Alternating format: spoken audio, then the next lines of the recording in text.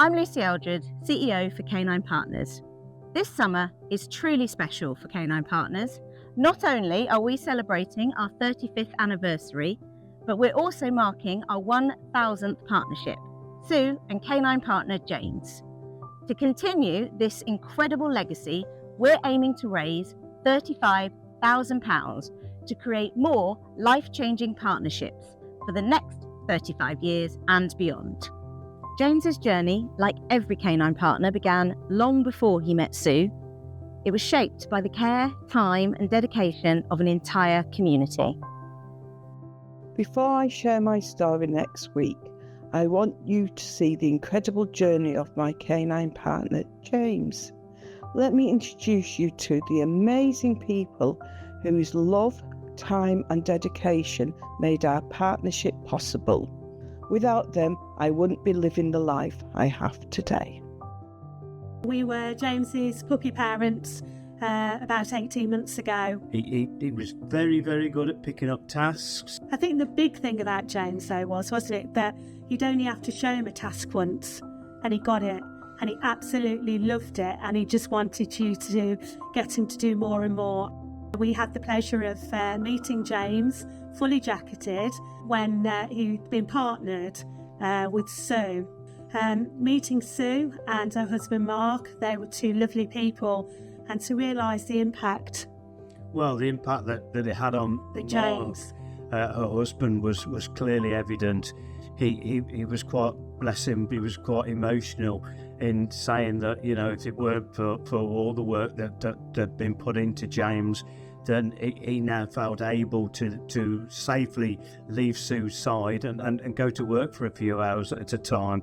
It was brilliant, absolutely brilliant. It cements the reason why we're puppy parents for Canine Partners, to give something back and to make somebody's life so much better.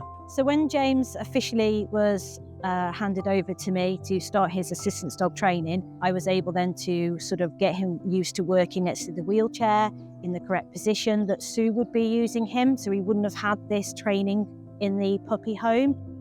So when I'd got James used to walking next to the wheelchair and I tested him on a few different things, public transport, some of the towns, replicating what Sue would be going to. And Sue was obviously over the moon.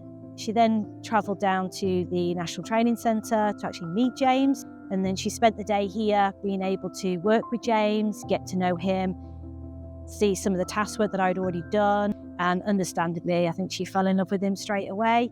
James brightened up my life from the moment he was introduced to me. He is a gentle, kind and caring soul who has adapted wonderfully to my new routine, or lack of it on the more painful days. His enthusiasm for everything he does, from task work to chasing balls, is very contagious, managing to cheer me up even through some blue at times.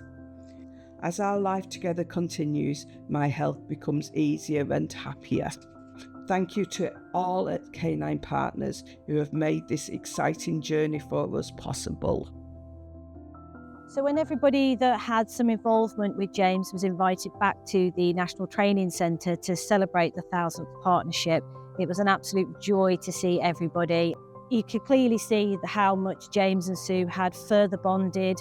James never took his eye off Sue, despite having all his loved people in one room, including, you know, his breeding volunteer and his actual mom, Mabel, who came to visit.